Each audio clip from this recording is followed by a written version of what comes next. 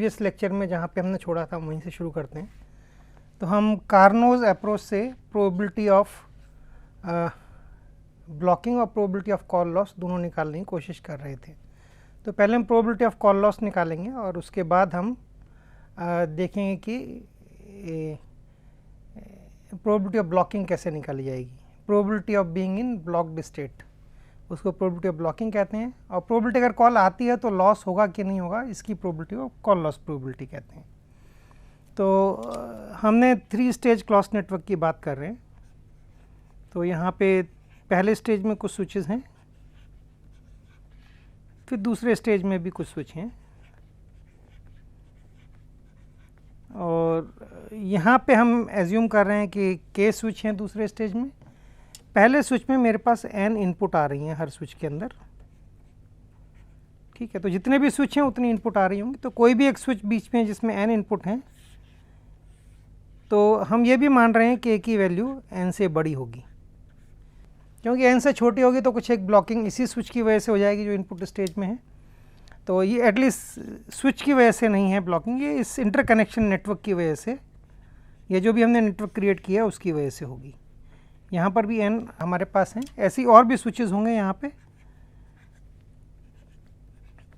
लेकिन और किसी स्विच के बीच में इनपुट में इस स्विच और इस स्विच के बीच में ब्लॉकिंग की संभावना, इस और इस स्विच के बीच में, इस वाले के बीच में मैं इसको A लिखता हूँ, और B के बीच में जो ब्लॉकिंग होने वाली है उससे इसका कोई फ़र्क नहीं पड़ेगा। A और B के बीच की ब्लॉकिंग और C और D के बीच की ब्लॉकिंग इंडिपेंडेंट हैं, ठीक है। तो इसलिए मैं खाली A और B के बीच में अगर मैं एनालिसिस कर लेता हूँ, वही फार्मूला C और D के लिए भी वैलिड होगा, क्योंकि इसकी सिचुएशन एग्जैक्टली सेम है। तो हम यहाँ पे मैंने ये भी बताया था कि यहाँ पे कितनी लाइन हमारी ऑक्यूपाइड हैं, इसको हम बोलते हैं स्टेट, इसको बोलते हैं x, और इस जगह पे कितनी लाइन ऑक्यूपाइड हैं, इसको हम बोलते हैं y। तो x और y के कम्बिनेशन को हम स्विच का स्टेट बोलेंगे, ये इसके स्टेट को रिप्रेजेंट करती है। लेकिन अगर पूरे स्विच को देखते हैं तो दूसरे स्विच जैसे C और D या कोई और स्विच के पेयर्स हैं, उनके बीच के कनेक्शन भी होने चाहिए, लेकिन वो सारे के सारे कनेक्शन हम किसी भी स्विच इनपुट और आउटपुट स्टेज के स्विच को लेते हैं वो वही वैल्यू देंगे, वो बिल्कुल वही सिमिलर सिचुएशन और A और B के बीच में। इसलिए हम उस सारे स्टेट्स को हम नहीं कंसीडर कर रहे हैं, हम खाली A और B के बीच की स्टेट को कंसीडर कर रहे हैं। तो स्टेट स्पेस को हमने रिड्यूस कर दिया है अपनी एनालिसिस के लिए। और इसके अंदर हम ये भी कर रहे हैं कि हम अब कि x की जो वैल्यू कई तरीके से हो सकती है। मतलब हम ऐसा कर सकते हैं कि मान लीजिए ये स्विच है, तो ये मैं छोटा सा एक एग्जांपल ले रहा हूँ जहाँ पे मेरे पास 4 स्विच हैं और 2 ही कनेक्शन हैं। तो यहाँ पे बाकी 2 में कनेक्शन नहीं है। अब ये 2 कनेक्शन कई तरीके से हो सकते हैं, एक मैं दूसरे कलर से बताता हूँ। एक कनेक्शन ये भी पॉसिबल है, एक कनेक्शन शायद ये भी पॉसिबल है। सो 2 कनेक्शन पॉसिबल है, लेकिन ये x की कई तरीके से वैल्यू एग्जिस्ट कर सकती है। तो हम इसको भी x के जो भी पॉसिबल कम्बिनेशन है या y के जो भी पॉसिबल कम्बिनेशन है, इनको भी सब्ज्यूम करके एक xy पेयर की जो वैल्यू है उसके अंदर एज्यूम कर लेंगे, उसके अंदर बेसिकली सब्ज्यूम कर लेंगे या मिला लेंगे, एक ही से रिप्रेजेंट हो जाएगा। तो इसको हम बोलते हैं, हम x और y स्टेट को रिप्रेजेंट करता है। तो इसको लिख लेते हैं, इसको बोलते हैं स्टेट में होने की प्रोबेबिलिटी। सिग्मा xy जो है स्टेट स्विच इस xy स्टेट में इसके होने की प्रोबेबिलिटी ये होगी, और probability of p of xy, sigma xy है प्रोबेबिलिटी कि xy जब अगर स्टेट में है तो एक कनेक्शन रिक्वेस्ट आती है, इसकी प्रोबेबिलिटी है, ठीक है। p xy प्रोबेबिलिटी है स्विच x और y स्टेट के अंदर है, उसके लिए प्रोबेबिलिटी है। और कनेक्शन अगर xy स्टेट में कोई कनेक्शन आता है तो वो लॉस हो जाएगा उस कनेक्शन का, उसकी प्रोबेबिलिटी कहलाती है p l गिवन xy, ठीक है। तो xy की चूँकि कई बहुत सारे कम्बिनेशन पॉसिबल हैं, जैसे कि यहाँ मैंने दिखाया इस जगह पे ये x के कम्बिनेशन है, ऐसे y की तरफ होंगे। तो कुछ कम्बिनेशन में ब्लॉकिंग होगा, कुछ में नहीं होगा, वो हम यहाँ से इससे उस को कैलकुलेट करके हम यहाँ पे यूज़ करेंगे। और ये हुआ टोटल, अगर x y के साथ हम इसको समेशन निकालते हैं तो ये हुआ टोटल कनेक्शन जो लूज़ होंगे, ठीक है। जो कनेक्शन लॉस होंगे, एक्स वाई के अंदर कनेक्शन आता है, आने के बाद वो लॉस होगा, ठीक है, ये कंडीशनड है कि कनेक्शन आता है और लॉस होता है, तो कंडीशनल प्रोबेबिलिटी कहलाई जाएगी। और टोटल कितने कनेक्शन आएंगे वो हम निकाल लेते हैं, क्योंकि मैं डिवाइड कर रहा हूँ टोटल कनेक्शन आएंगे इसलिए कंडीशनल प्रोबेबिलिटी कहलाती है। ठीक है, ये हुआ, ये वाली टर्म को हम यहाँ नीचे यूज़ नहीं करेंगे, नहीं तो एक हो जाएगा अदरवाइज। ये टोटल कनेक्शन कितने आए, मतलब आपकी प्रोबेबिलिटी आपका स्विच XY स्टेट में है उसमें कितने कनेक्शंस आए, फिर ऐसे कनेक्शंस में कितने में हमें ब्लॉकिंग की सिचुएशन होने की संभावना क्या है अगर XY की वैल्यू हमें मालूम है। तो ये बेसिकली एक जो स्टेट का मतलब होता है उसकी एक संरचना जो उस समय होती है, जो कनेक्शन के सेटअप किया गया है, तो कई पॉसिबल कम्बिनेशंस होते हैं।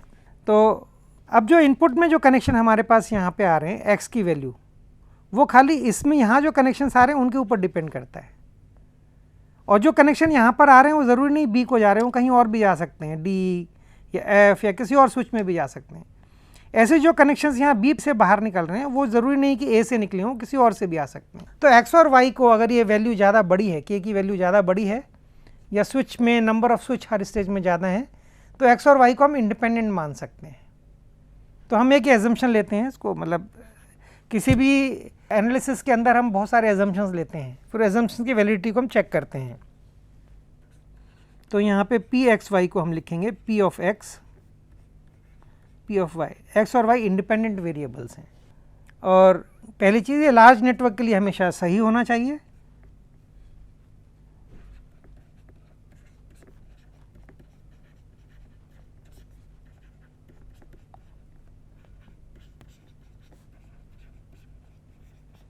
और इसके बाद हम निकालते हैं PL गिवन XY। तो XY के तो बहुत सारे कम्बिनेशन है, तो इसमें कौन से कम्बिनेशन में ब्लॉकिंग होगी और कौन से में नहीं होगी, ये छोटे एग्जांपल के थ्रू हम इसको समझने की कोशिश करते हैं। जैसे मैंने एक छोटा सा एग्जांपल लिया, यहाँ पे हम 3 ही लेते हैं, आसान रहेगा हमारे लिए। और यहाँ पे हमने स्विच लिया, स्विच में 2 ही इनपुट हैं, मान लीजिए 2 या 3 कितनी भी हो सकती हैं, 3 इनपुट भी हो सकती हैं, 4 भी हो सकती हैं, लेकिन ये जो बीच के स्विच हैं ये इनपुट से बड़े होने चाहिए, ये 3 से ज़्यादा नहीं हो सकती इसलिए इनपुट, तो हमने 3 ले लिया इस केस में। तो मान लीजिए स्विच की स्टेट हो सकती है कि आपका एक ही कनेक्शन यहाँ पर और एक कनेक्शन यहाँ से है, एक ही स्टेट पॉसिबल है। तो यहाँ पे जब ऐसी स्टेट होगी तो मेरे पास एक ये बीच का स्विच है जिसके थ्रू मैं नया कनेक्शन को सेट कर सकता हूँ, मैं नए कनेक्शन को यहाँ से एडजस्ट कर सकता हूँ। तो अगर मैं कुछ भी कर लूँ मेरे को हमेशा कोई ना कोई एक स्विच बीच में मिलेगा। मैं अगर चाहूँ तो इधर सेट कर लूँ तो भी मेरे पास 2 कम्बिनेशन है, अगर मैं इसको यहाँ करता हूँ तो भी एक अवेलेबल है।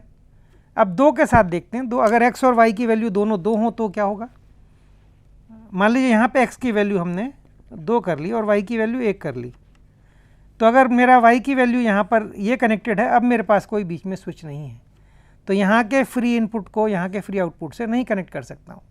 अब मैं ये जो लाइन है ये कई तरीके से लिखी जा सकती है। तो एक में तो हम ये ब्लॉकिंग स्टेट में आ गए, अगर यहाँ पर है तो मैं इसको यहाँ के थ्रू में कनेक्शन सेट कर सकता हूँ, अब ब्लॉकिंग नहीं है।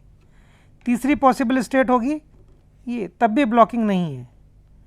तो मैं एक ऐसा पैटर्न है जिसमें मेरे को ब्लॉकिंग होती है और टोटल 3 पैटर्न है मेरे पास, ये ब्लॉकिंग प्रोबेबिलिटी कहलाएगी 1/3 इसके अंदर।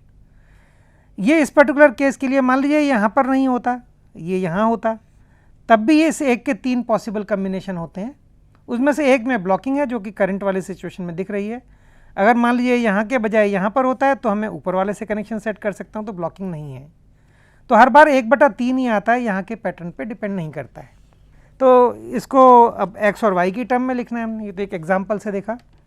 तो अगर हम मेरे पास एक स्विच है और यहाँ से मेरे पास ये x ऑक्यूपाइड है, तो मेरे पास यहाँ से y लाइन है, तो मेरे को जो बची हुई लाइन है, जो बचे हुए कनेक्शंस हैं, जो स्विच हैं जिनको x ने ऑक्यूपाइड, ये कनेक्शन बचे हुए कितने हैं मेरे पास, ये होंगे k-x कनेक्शंस होंगे जो बचे हुए हैं, जो स्विच जो बीच में इनपुट से कनेक्ट नहीं, इनके फ्री हैं लिंक। अगर मेरी आउटपुट y, तो y अगर k-x से छोटी है तो क्या होगा, तो सबसे ख़राब हालत तब होती है जब जितने मेरे y के लिंक हैं वो सब इन फ्री वाले लिंक पे ही ऑक्यूपाई होते हैं तब, और y की वैल्यू k माइनस एक्स से कम है तो मेरे को हमेशा कोई ना कोई पाथ मिल जाएगा जिससे मैं कनेक्शन सेट कर सकता हूँ, तो ब्लॉकिंग स्टेट नहीं है वो। ठीक है, तो y की वैल्यू k माइनस एक्स के या तो बराबर होनी चाहिए या बड़ी होनी चाहिए, तभी ब्लॉकिंग पॉसिबल है। तो मान लीजिए अगर y की वैल्यू बड़ी है k माइनस एक्स से, तो मैं देखना चाहूँगा इन k माइनस एक्स के अंदर, y के अंदर इस k माइनस एक्स को कितने तरीके से हम डिस्ट्रीब्यूट कर सकते हैं।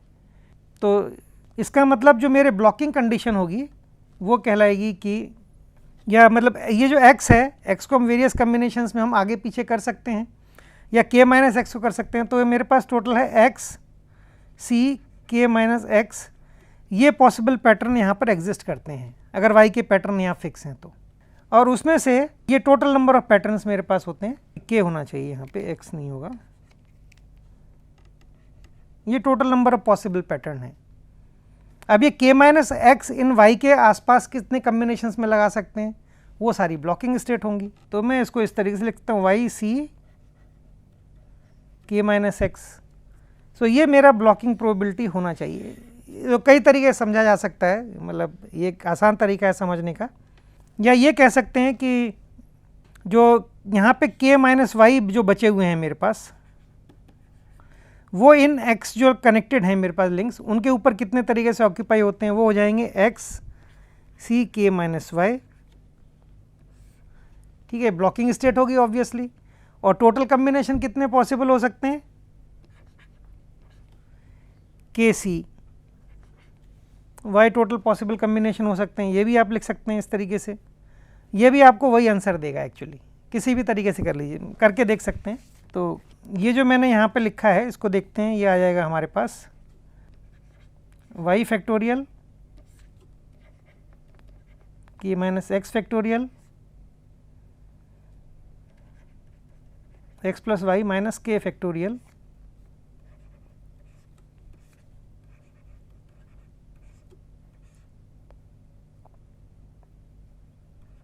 x factorial. ठीक है, इसको सॉल्व करिए तो आएगा आपके पास x फैक्टोरियल y फैक्टोरियल, ये इससे कैंसिल हो जाएगा, और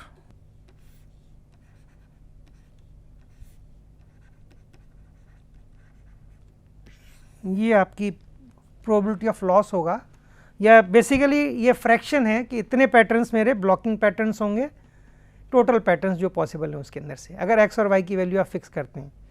आप कोई भी x y की वैल्यू ले लीजिए, मैंने एक पर्टिकुलर x को फिक्स करके ये पैटर्न निकाला है, x से बाकी सारे पैटर्न्स के लिए भी ये ट्रू होगा। आप चाहे यहाँ से इसको निकाल लीजिए, यहाँ से भी वही जवाब आएगा आपके पास।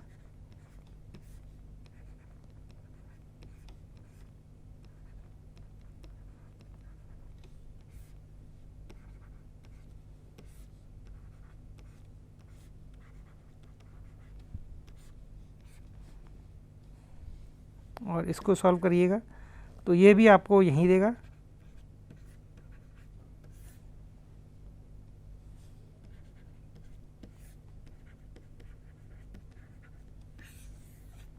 ये सेम है दोनों तरीके से निकालने पे। सो ये है दिए हमारे को देता है probability of loss given X Y, ये हमने निकाल लिया। तो पहली चीज़ तो ये निकालनी थी। अब मेरे को पी एक्स वाई की वैल्यू चाहिए, सिग्मा एक्स वाई की वैल्यू चाहिए।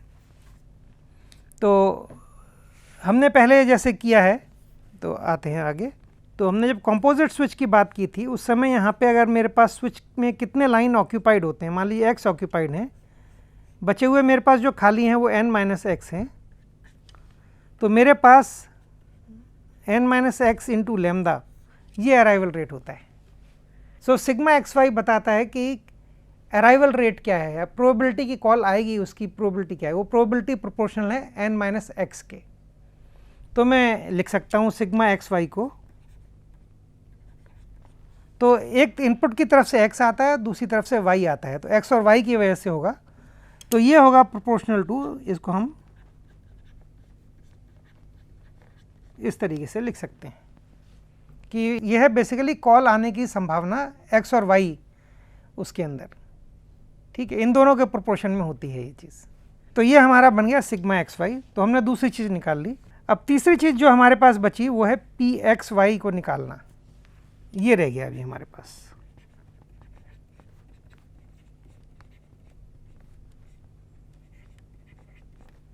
ठीक है, इसको निकालना है। तो इसको कैसे निकाला जाएगा? तो यहाँ बहुत आसान सी बात है कि अगर मैं कोई एक स्विच देखता हूँ, ये तो मेरे को मालूम है मेरे पास ये k जो है n से बड़ा है,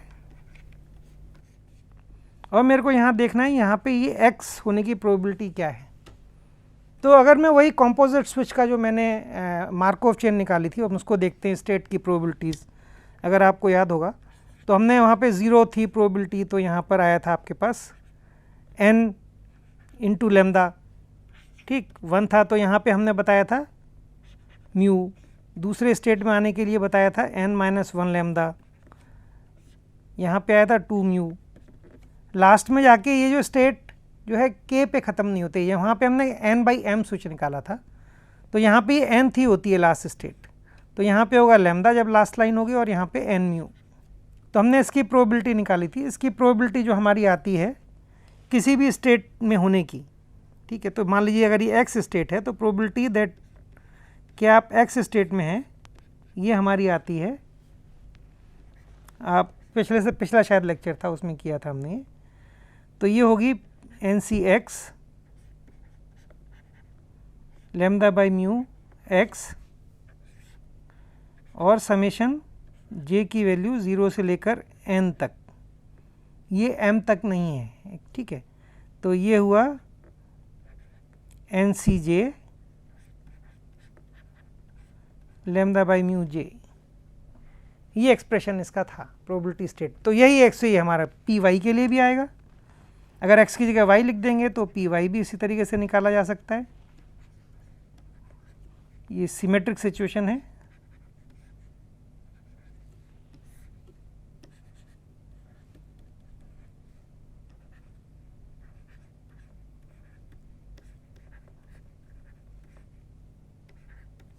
तो हम यहाँ पर पहुँच गए।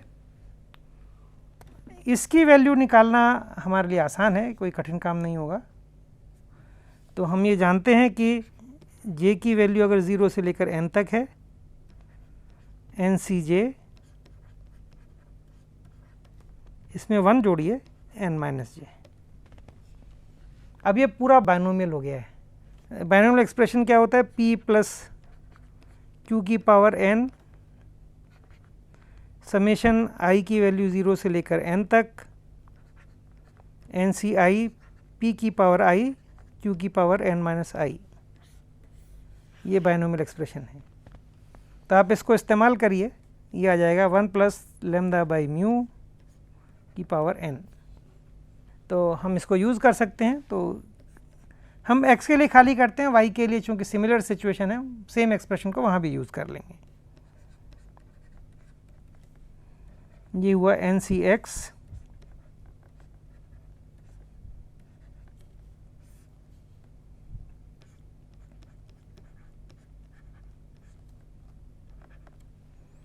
तो अब हम इसको कुछ और आसान सिंप्लीफाई करने की कोशिश करते हैं। तो हम लिखते हैं 1 माइनस ए बराबर हुआ ए की वैल्यू हुई lambda divide by lambda plus mu. ये फ्रैक्शनल यूटिलाइजेशन भी है एक तरीके से, ठीक है। 1 ओवर लेमदा, एक कॉल ख़त्म हो जाने के बाद अगली कॉल शुरू होने के बीच का समय को एवरेज वैल्यू 1 बाई लेमदा होती है। अगर वो एक्सपोनेंशियली डिस्ट्रीब्यूटेड है तो 1 ओवर म्यू ऑक्यूपेंसी है एंड 1 ओवर लेमदा ये पीरियड है कॉल का पीरियड एवरेज, ये दो कॉल के बीच का एवरेज पीरियड, ये फ्रैक्शनल यूटिलाइजेशन कहलाता है। ये अगर आप सॉल्व करेंगे तो ये आएगा आपके पास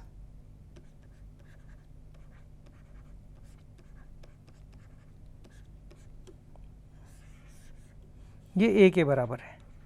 सो 1 माइनस a कितना होगा तो आप निकाल सकते हैं, 1 minus lambda divide by lambda plus mu, ये आपका बनेगा। तो हम px को लिख सकते हैं अब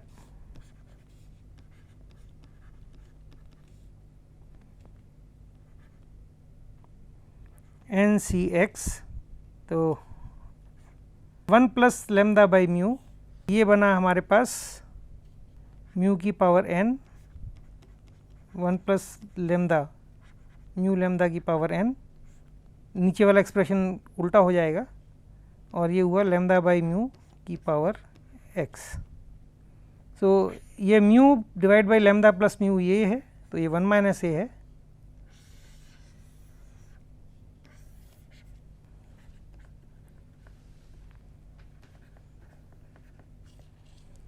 तो ये हमारे पास, हम इसको रख लेते हैं 1 minus A N minus x कर लेते हैं। तो ये हो गया लैम्डा बाई म्यू की पावर एक्स, म्यू की power x, lambda plus mu की पावर एक्स। बाकी हमने यहाँ यूज़ कर लिया, ये इसके साथ कैंसिल हो जाएगा।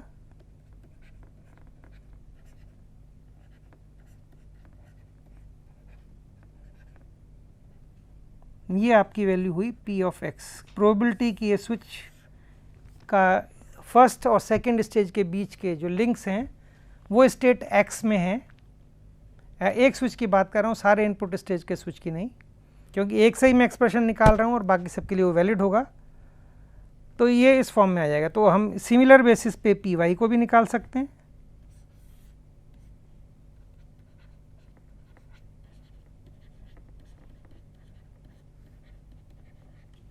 तो जब हम यहाँ तक पहुँच गए, अब इनको एक्सप्रेशंस को हमको डालना है जो हमारे पास ओरिजिनल एक्सप्रेशन जो हमने शुरुआत में लिया था, जो हमने ये एक्सप्रेशन लिया है, हम इसके अंदर इस सबको डालते हैं प्रोबेबिलिटी ऑफ लॉस निकालने के लिए। तो ये हो जाएगा हमारे पास probability of loss PL, conditional probability कि if a call comes it is going to be lost. तो हम इस सारे एक्सप्रेशंस को एक जगह डालते हैं और उसको सॉल्व करने की कोशिश करते हैं। ये जो मैंने आपको बताया, ये जो एक्सप्रेशन निकाला, ये स्टेट जो पूरा अजम्पशन जो इसके पीछे है, इसको हम जैकोबियस अप्रोक्सीमेशन भी कहते हैं, जैकोबियस अप्रोक्सीमेशन।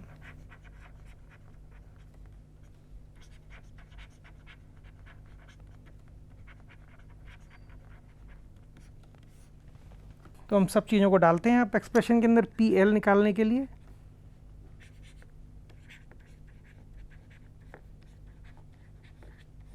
और इसके बाद डालेंगे हम Px की वैल्यू। Px की वैल्यू कैसे आएगी? NCx, A की वैल्यू x, Px की वैल्यू डाल दिया। अब Py की भी डाल देते हैं इसी तरीके से।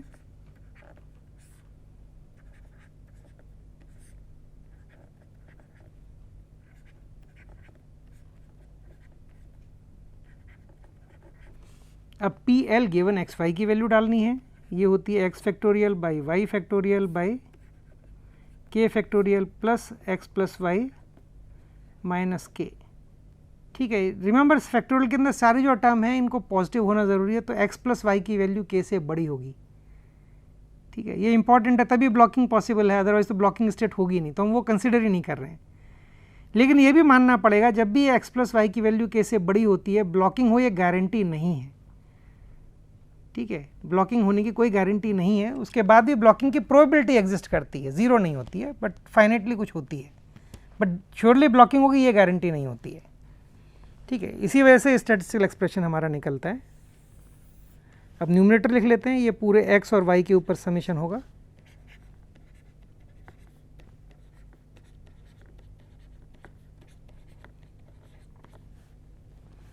और हमें खाली ये वाला पार्ट नहीं लिखना है, इसको छोड़ के बाकी सब नीचे रिपीट होता है।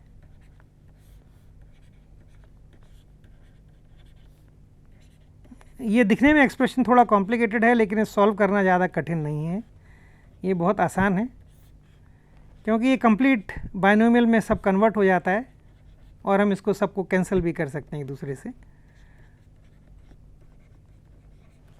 ये हमारे पास पूरा एक्सप्रेशन हो गया। दिखने में कॉम्प्लिकेटेड है, लेकिन इसको सॉल्व कर लेते हैं।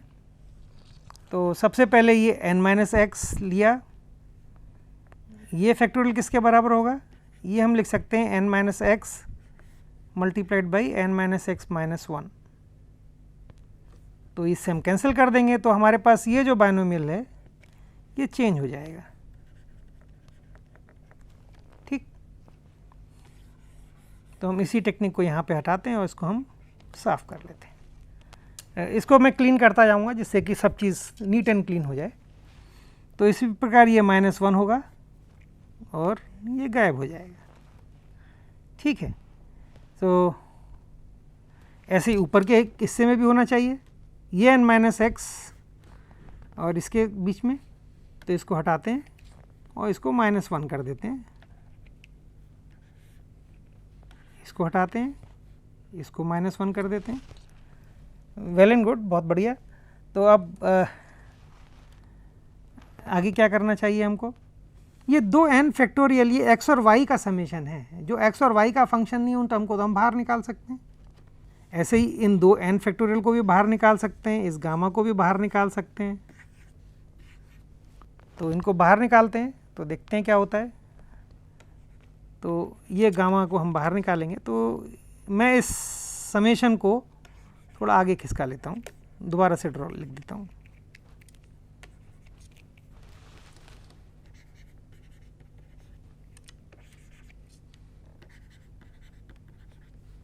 तो एक गामा यहाँ होना चाहिए, गामा यहाँ,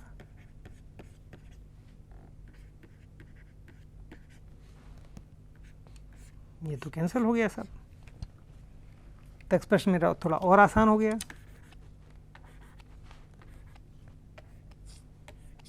अब हम यहाँ पे पहुँचे, ठीक है। अभी हम देखते हैं कि यहाँ पे ये x फैक्टोरियल और इस x फैक्टोरियल को मैं कैंसिल कर सकता हूँ, इसको और इसके साथ कैंसिल कर सकता हूँ, तो इनको भी हटा देते हैं, थोड़ा और बेहतर हो गया। एक हमने शायद जो गलती की है, ये जो हमको शायद n फैक्टोरियल को नहीं हटाना चाहिए था, क्योंकि मैं इसको आगे सॉल्व नहीं कर पाऊंगा अदरवाइज पूरा कंप्लीट बना के, तो हम उसको नहीं हटाते हैं, उसको रख लेते हैं। अभी उसमें थोड़ा सा बदलाव करेंगे। ये एक कम्यूटेरियल में तब कन्वर्ट होता है जब नीचे की दोनों टर्म का सम ऊपर वाली टर्म के बराबर हो जाता है। तो ऊपर इन दोनों को जोड़ेंगे तो ऊपर वाली का टर्म हमारे पास ये सारी n होना चाहिए था, इन दोनों को जोड़ने पे मेरा n-1 आता है, इधर भी n-1 आता है, तो हम इसको n-1 को रिटेन करते हैं। ऐसे हम ऊपर भी करते हैं, क्योंकि यहाँ पे भी वैसे ही टर्म है, और यहाँ पे हम mod of n he n² निकलना चाहिए बाहर। थोड़ा हमको इस तरीके से ऑब्जर्व करना पड़ेगा, और ये n² कैंसिल हो जाता है। अब इस केस में ये वाला हम हिस्सा देखते हैं, पहले इसको 2 समेशन में कन्वर्ट करते हैं।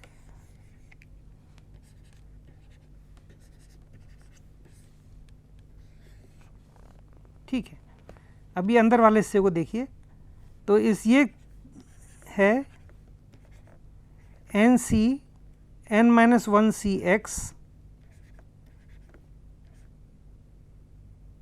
और यहाँ पर होना चाहिए, अगर इसको मेरे को यूज़ करना बाइनोमियल बनाना है तो n-x-1 होना चाहिए, तो मैं 1 - a को बाहर निकाल सकता हूँ।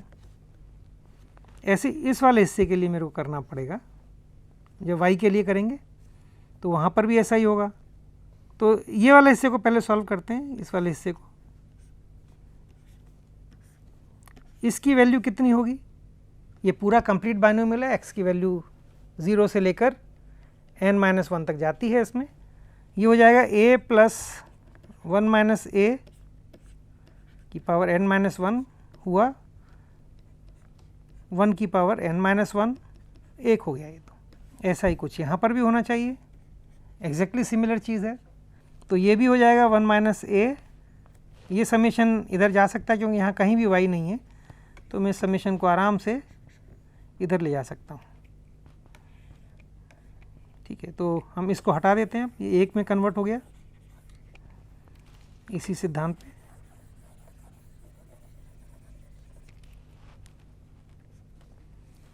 ठीक, 1 - a खाली बाहर रह गया।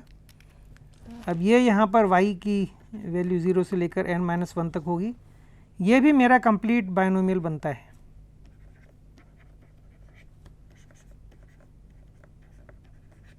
लेकिन इसको बनाने के लिए मेरे को 1 - a को बाहर ले जाना पड़ेगा, यहाँ -1 होना चाहिए, तो एक और आ जाएगा और ये वैल्यू भी 1 हो जाएगी। ये बेसिकली a + 1 - a की पावर n-1 ठीक है, 1 की पावर n माइनस 1 1। तो हम इसको भी हटा सकते हैं, तो बहुत बढ़िया, इसको भी हटा देते हैं। तो हमारे पास आया ये 1 माइनस ए स्क्वायर। अब ऊपर वाले हिस्से को सॉल्व करना होगा। तो ये जो k है हमारे पास, ये समेशन से बाहर ले जा सकते हैं, तो इसको हम यहाँ पे लिख लेते हैं, ये भी गायब किया। अब इसको एक एक करके सॉल्व करेंगे। तो सबसे पहले इसको 2 समेशन में ब्रेक करना होगा।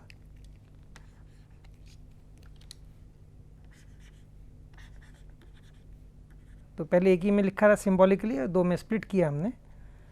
तो अब हम इस n माइनस 1 जो फैक्टोरियल है इनको भी बाहर ले जा सकते हैं। तो इसको हम लिखते हैं n माइनस 1 फैक्टोरियल स्क्वायर, इनको भी हटाया।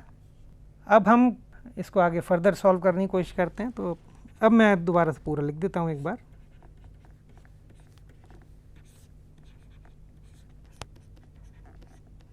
तो ये 1 माइनस ए स्क्वायर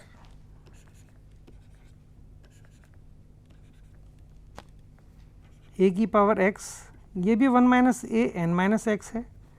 तो मैं यहाँ से एक को हटाता हूँ, यहाँ माइनस 1 लिख देता हूँ। बिल्कुल ठीक है, कोई दिक्कत नहीं है इसके अंदर। और x प्लस वाई माइनस के को मैं इधर ही ले आता हूँ।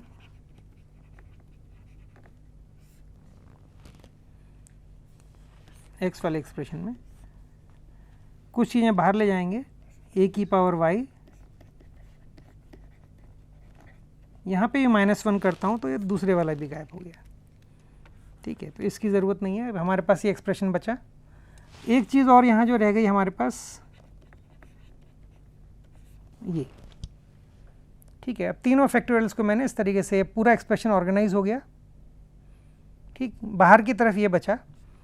इसको मेरे को कंप्लीट बाइनोमियल बनाने के लिए किसी चीज़ से डिवाइड और मल्टीप्लाई करना पड़ेगा। तो हम ये नीचे के दोनों टर्म को जोड़ लेते हैं। तो दोनों टर्म को जोड़ने पे हमारे को मिलता है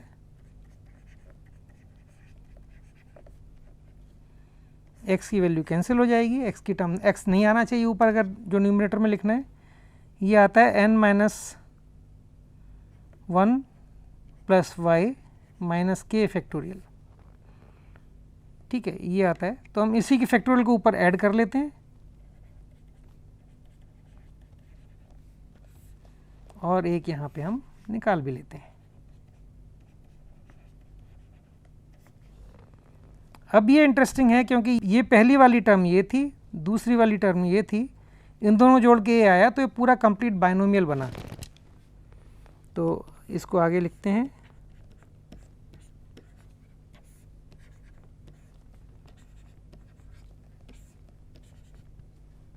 सो x की वैल्यू कहाँ से कहाँ तक चेंज होगी, उसकी लिमिट्स क्या होंगी। तो जब n माइनस एक्स माइनस 1 पहली लिमिट होगी, जब n माइनस एक्स माइनस 1 की वैल्यू 0 होगी, तो x की वैल्यू हुई हमारे पास n माइनस 1 पहली लिमिट। ठीक, x की वैल्यू n माइनस 1, दूसरी वैल्यू हुई x प्लस वाई माइनस के इज इक्वल टू 0, तो x की वैल्यू हुई k माइनस वाई। तो हम नीचे से उल्टा लिख देते हैं इसको, ये वाली छोटी टर्म है k माइनस वाई और n माइनस 1। तो हम उसी रेंज में समेशन कर रहे हैं जहाँ पे ब्लॉकिंग हो सकती है, स्टैटिस्टिकली पॉसिबल है। ठीक है, सो ये जो पहले वाली अप्रोच थी उससे कहीं बेहतर होगा। तो हम इसको लिख सकते हैं n minus 1 plus Y minus K C n minus X minus 1। अब मेरे को n माइनस एक्स माइनस 1 यहाँ पर है, इसको x प्लस वाई माइनस के करना होगा a की वैल्यू को। ठीक है, तो a की power x plus Y minus K, 1 minus a की वैल्यू हुई n माइनस एक्स माइनस 1। तो ये जो मैंने एक्स्ट्रा इसमें जोड़ा a की पावर y माइनस के, इसको मेरे को यहाँ पे भी लिखना पड़ेगा। ठीक है, तो हम इसको यहाँ पे लिख देते हैं, बाद में जो टर्म आएगी a की पावर y और यहाँ पे माइनस वाई प्लस के करना होगा मेरे को। ठीक है, तो हमने ये कर दिया, ये कंपेंसेट करने के लिए।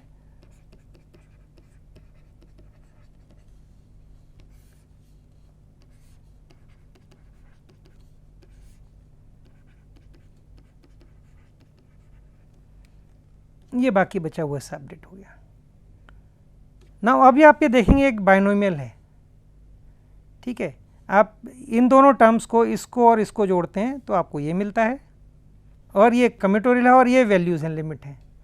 तो इसका मैग्नीट्यूड कितना होगा, a प्लस 1 माइनस ए की power n minus 1 plus Y minus K, ये तो हो गया 1। तो इस सबको हम हटा सकते हैं, खाली ये एक्सप्रेशन को रख सकते हैं। तो बहुत बढ़िया, तो हम इसको हटा देते हैं, ठीक है। अब खाली इसको हमको इस तरफ ले जाना होगा, तो इसको यहाँ पे ले गए, ये हमारा एक्सप्रेशन बन गया।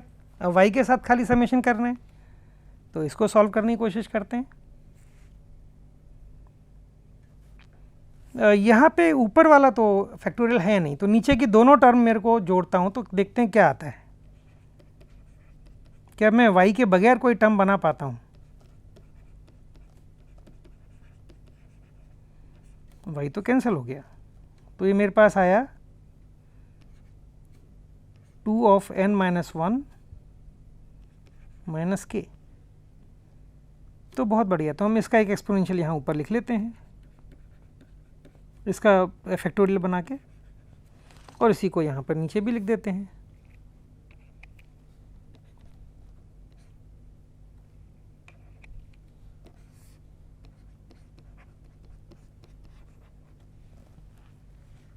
ठीक है, तो जब हमने ये किया, अब ये मेरे पास क्या बाइनोमियल एक्सपोनेंशियल पूरा बना। तो अब हम इसको थोड़ा, ये तो y इससे कैंसिल हो गया, a की पावर k आ गया। इसको तो हम बाहर निकाल सकते हैं, तो y की टर्म में नहीं है, तो हम इसको यहाँ से हटाते हैं और a की पावर k को बाहर निकाल देते हैं। अब इस n माइनस वाई माइनस 1 तो ये हो गया, तो हम यहाँ पे एक ट्रिक अपनाते हैं। हम यहाँ पे लिखते हैं n minus 1 plus Y minus K. ये वाला जो चीज़ है इसके एक्सपोनेंशियल में आया, ये चीज़ इसके एक्सपोनेंशियल में आया, इन दोनों का सम यहाँ पर है। ये मेरे को, हम इस पर्टिकुलर टर्म को हम लिख सकते हैं 2 of n minus 1 minus K C n minus Y minus 1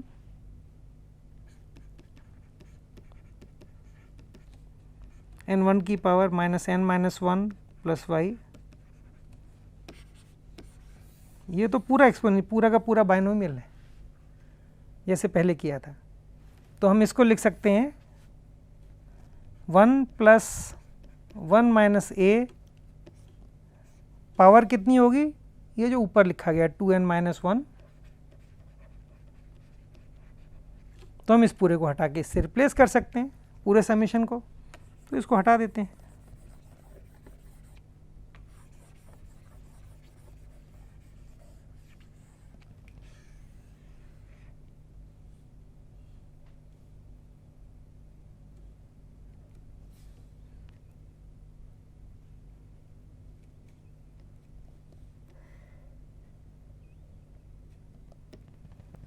ये हमारे पास अब एक्सप्रेशन हो गया। इसको हम लिख सकते हैं 2 माइनस ए। तो हमारे पास अब आ गया फॉर्मूला जो कि x और y से इंडिपेंडेंट है। ये है प्रोबेबिलिटी ऑफ कॉल लॉस और कॉल कंजेशन, ठीक है। तो अगर हम इससे टाइम कंजेशन निकालना हो तो क्या करना होगा?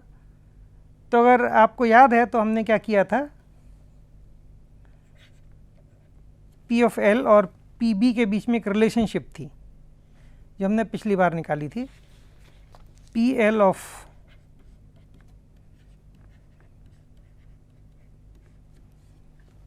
पी बी एन माइनस 1 के बराबर हो जाती थी। तो पी एल के एक्सप्रेशन में जहाँ पर भी n है उसको सेम एक्सप्रेशन को खाली उसको n पी बी के n माइनस 1 के बराबर हो जाना चाहिए, ठीक है। तो n माइनस 1 जहाँ पर भी है उसको n में रिप्लेस कर दीजिए, तो आपको प्रोबेबिलिटी ऑफ ब्लॉकिंग या टाइम कंजेशन आपको मिल जाएगा। तो पी बी हम यहाँ से निकाल सकते हैं,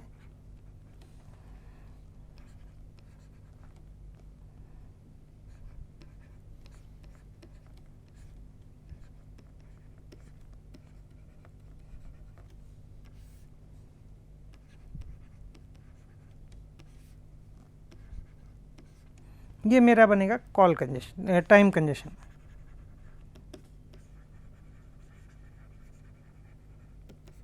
ठीक है, ये basically fraction of time for which switch will be in blocked state. और ये जो ऊपर वाला एक्सप्रेशन है ये हमारा बनेगा P of L, call congestion. So ये बेसिकली कार्नोज अप्रोच है। इसके अंदर आप चाहें तो रिस्ट्रिक्टिव नॉन ब्लॉकिंग कंडीशन लगा के देख सकते हैं, कुछ फाइनाइट वैल्यू आएगी। ये बेसिकली आती है क्योंकि हमने एक एजम्पशन लिया है रैंडम राउट हंटिंग। ठीक है, हम कंप्यूट नहीं कर रहे हैं, हम रैंडमली जस्ट एक पर्टिकुलर मिडिल स्टेज स्विच को रैंडमली पिकअप करते हैं स्टैटिस्टिकली। ठीक है, ये जो बीच में जो स्विच है इसको हम रैंडमली पिक करते हैं जब भी कॉल सेट करनी होती है। अगर वो प्रोबेबिलिटी जाननी होती है क्या वो फ्री होगा या नहीं होगा, तो जबकि हमारी कंडीशन रिस्ट्रिक्टिव नॉन ब्लॉकिंग की सेटिस्फाई होती है। रिस्ट्रिक्टिव नॉन ब्लॉकिंग की कंडीशन है कि k की वैल्यू जो है बड़ी होनी चाहिए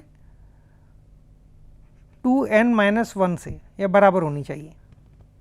ये कंडीशन अगर हम यहाँ सेटिस्फाई डाल भी दें इस एक्सप्रेशन में तो भी एक प्रोबेबिलिटी ऑफ कॉल लॉस आता ही आता है। इसका रीज़न है क्योंकि हम रैंडम राउट हंटिंग यूज़ कर रहे हैं, ये उसकी वजह से होता है।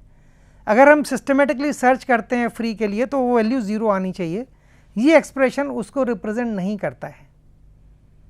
ठीक है, तो ये रैंडम राउट हंटिंग के केस में ही ये एक्सप्रेशन वैलिड है।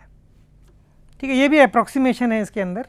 ठीक है, सो इस तरीके से ये हम लोग कार्नोज अप्रोच के थ्रू ब्लॉकिंग प्रोबेबिलिटी को एस्टिमेट कर सकते हैं। ये लीज के अप्रॉक्सीमेशन से बेहतर अप्रॉक्सीमेशन होता है। तो इस जगह पे हम यहाँ पे इस लेक्चर को ख़त्म करते हैं और अगले लेक्चर में हम अब बेसिक थ्योरम्स के ऊपर बात करेंगे, जो कि जिसके थ्रू हम पता लगाएंगे क्लॉज थ्योरम या स्लेप एंड ड्यूइट थ्योरम वो क्या होती हैं, उनके बारे में बात करेंगे।